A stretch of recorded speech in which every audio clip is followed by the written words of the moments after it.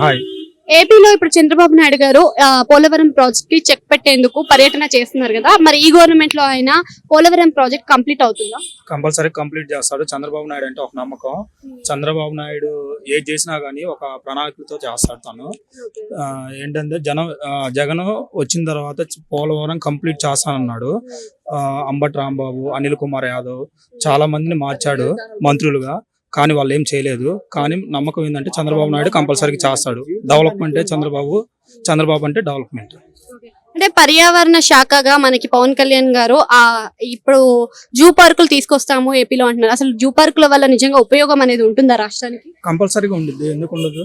ఇప్పుడు జూ పార్కుల వల్ల ఏంటంటే కంప్లీట్ గా మనం ఏమన్నా వెళ్ళాలన్నా కానీ, పిల్లల్ని తీసుకుపోవాలన్నా కానీ, కొంచెం క్లైమేట్ కానీ వాటిని చూడటం వల్ల కానీ చాలా వరకు ఉండిద్ది.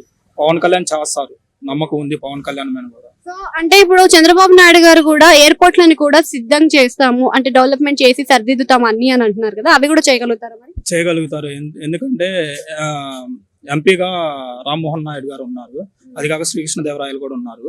సో వీళ్ళ వల్ల చాలా బెనిఫిట్స్ ఉండిద్ది. వాళ్ళు కంపల్సరీగా పైనుంచి తీసుకొస్తారు.